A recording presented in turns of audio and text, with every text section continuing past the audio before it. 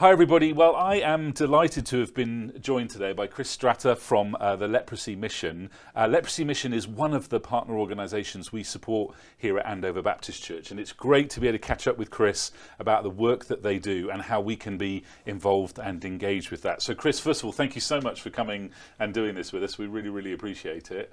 Why don't you start by just introducing yourself a little bit? Who are you and what do you do? Sure, thanks Chris. Great to be with you. So I grew up down in Lyme Regis in Dorset, and so my first memory of leprosy really was that my local Baptist church there was a church that supported the Leprosy Mission. So I think part of my blood in a way felt like it was related to people affected by leprosy, and I heard their stories a lot. But actually, if I'm honest, I then probably forgot quite a lot about leprosy as a teenager and as a young adult.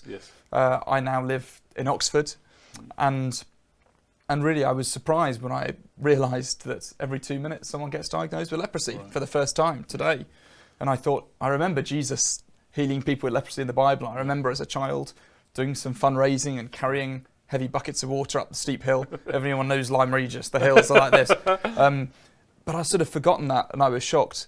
And I heard about the opportunity to come and speak to people about leprosy in churches and groups. And I thought, oh wow, that combines my love of trying to seek to, in a small way, make a difference to people affected by leprosy. But also, I love God's word. I love being able to talk to people like Jesus. And both of those things came together, really. And so now I look after the south central region of England, which is, imagine drawing a triangle from Oxford down to Lyme Regis in the west of all places, and then across to Bognor Regis and the Isle of Wight, and then up. So yes, I do lots of travelling, which I love. I'm really grateful to share stories of people with leprosy, and I know your midweek group here, the Ladies Fellowship, has for decades supported people affected by leprosy as well as others in your church family, so thank you so much. Oh, well, it's great to have you with us, and let's get into that a little bit more then. So that stat is, I'm sure, a shocking one for lots of us, because lots of us, I guess, have assumed that this leprosy is a disease that somehow in the past, or it was in Bible times and we don't experience it very much, or whatever. So that would be a shocking stat for lots of us to hear, I'm sure. So just tell us a little bit more about that, and where in the world people are affected by leprosy and that kind of stuff. And then how does the Leprosy Mission seek to help with that? Sure, yeah, thanks. So approximately there are 200,000 new cases of leprosy each year. Wow. And we're aware of about 3 million people with leprosy-related disabilities around the world. So it is a much bigger issue than perhaps we realise. I think sometimes it might be a bit out of sight, out of mind in Britain, because of course we haven't had leprosy here for about 200 years.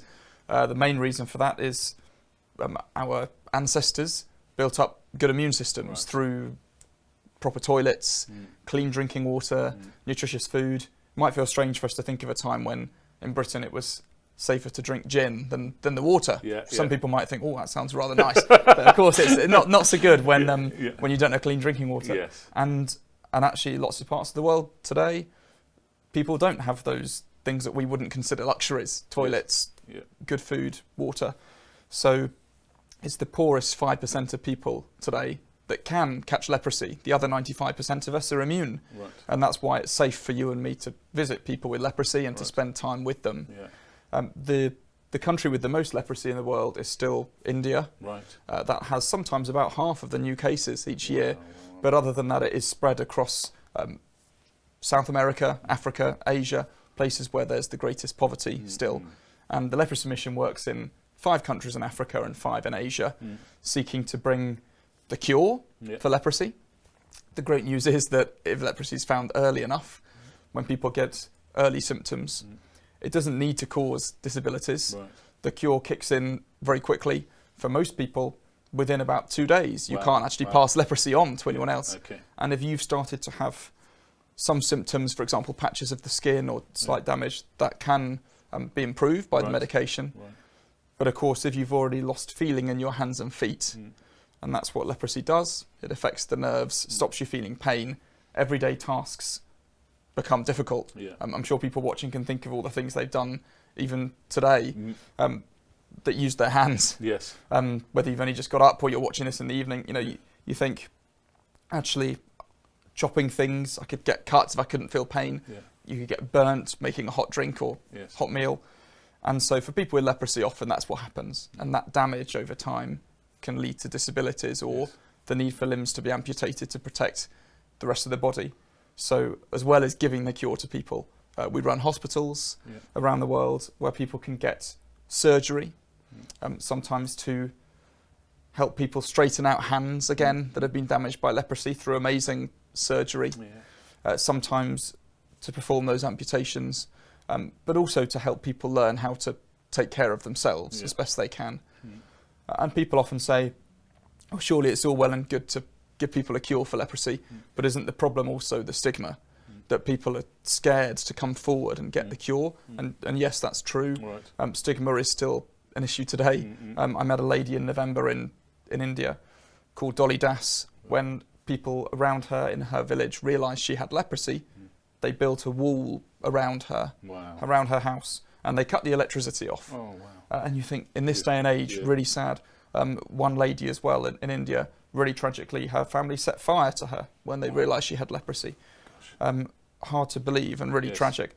But that's why we work hard to educate people. We go into schools in the countries where we work and show them the medication and say, here's the cure for leprosy. This is not a curse. It's not something you somehow bring on yourself because of the way you've lived or your ancestors have. No, it's a medical problem that can be cured. And we try and dispel fear that way. And gradually stigma is decreasing. So I'm really grateful that your church family is helping in those areas, curing, healing and educating. Yeah, wow. It sounds like an amazing work.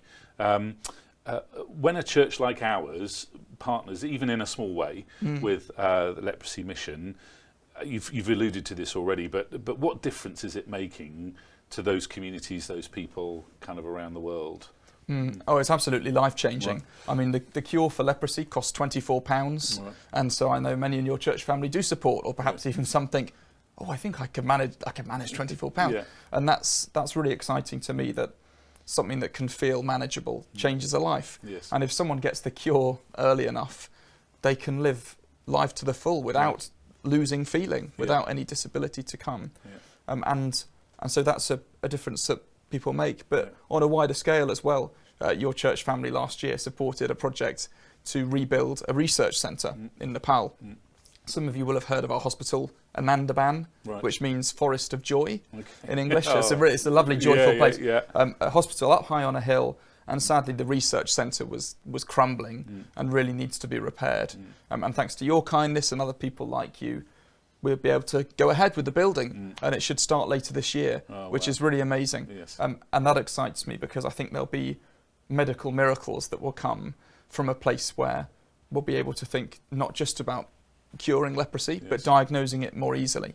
If, for example, we had an easier and faster test that you could see someone has leprosy in the body without needing to, say, do a blood test and look at leprosy under the microscope, or without having to look for symptoms like patches on the skin. If we could go into rural places and have something perhaps a bit like a lateral flow test, but something simple, where in a few minutes you can say, okay, you have leprosy, here's the cure, that would really decrease over time the number of people with leprosy-related disabilities, or the impact that leprosy is having in communities. So thank you. I'm really excited by the difference that you're making, and in an ongoing way, it really does make such an impact.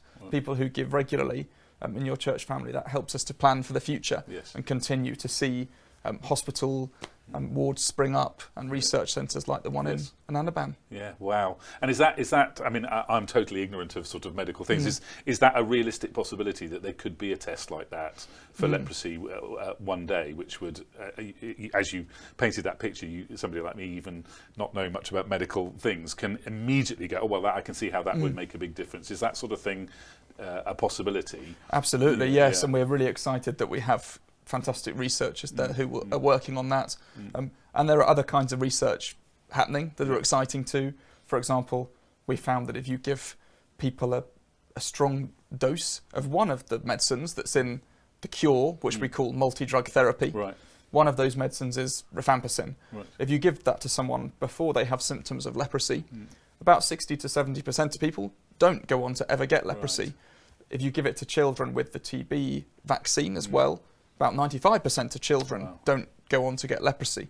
And when about 10% of people getting leprosy in the world are children, that's amazing if that number can be reduced too. So absolutely, it's not just options to find leprosy more quickly in that sense. It's also ways of preventing it that research is going into. So lots of different areas that we're really excited by. Yeah, brilliant.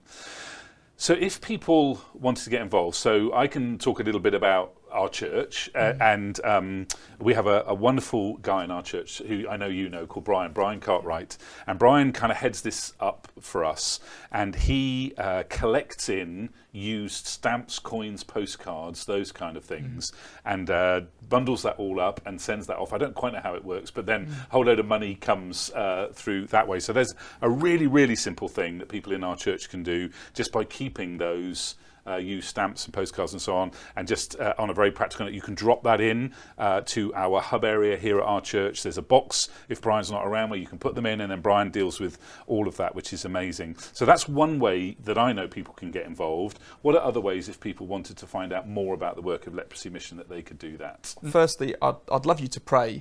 The Leprosy Mission started off with a couple called Wellesley and Alice Bailey, and their friends, the Pym sisters. I feel there's an alcoholic theme. What are you going to think about me here? I've mentioned gin as Bailey, well. Pims and gin. Oh dear. Actually, it's going to go down really well in our church. Okay, So you're that's okay, all right Chris. then. I'm safe. Yeah. So they, to give you a bit of background, Wellesley and his wife Alice had gone out to India because Wellesley had initially wanted to go out to Australia to find his fortune. Had a really dramatic conversion experience, actually, which was fantastic.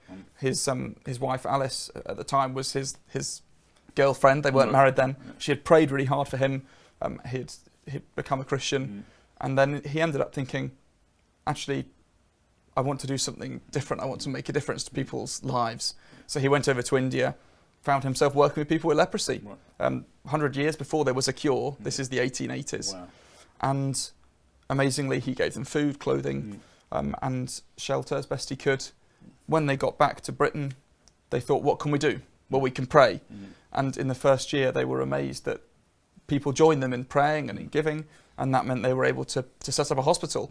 And that was in Perulia, which I visited last November. So prayer makes an amazing difference. God is so faithful to hear the prayers of his people and answer. And if you'd like to pray with us, you can find resources on the website, leprosymission.org.uk, or you can get in touch with Brian and he'll connect you with me too. And lastly, if you can, please do give as you're able as an individual. It's a wonderful thing to change the life of someone with leprosy. And some people here might think, actually, I think perhaps for the price of a coffee and a cake out once a month, I could change 4 people's lives with leprosy in a year. And that would be a wonderful thing too. And so, again, you can give on the website, or you can get in touch with Brian and he'll advise as well. But I'm so grateful for your kindness, and it really is transforming lives both of individuals with leprosy, but also enabling that the great work can continue in research as well. Brilliant. Chris, that's been so helpful. I just really want to encourage all of us in our church community to engage with this. We are so pleased that as part of our kind of World Mission Review that we did together a year or so ago as a church, we kind of formally, I guess, adopted Leprosy Mission as a partner to our church after many years of kind of informal stuff that was going on. And we're so thankful for you, Chris, and for the whole team who are doing this amazing job to help some of the very poorest people in our world. So yeah, I just want to encourage you folks at ABC to find out a little bit more about it, get in touch with Brian or with Leprosy Mission, and see what we can do to continue this amazing work that's going on. Thank you so much for being with us today. Really, really appreciate it. Well, thank you all for your kindness and your prayers. It's wonderful. Makes an amazing difference. Brilliant. Thank you. Thanks.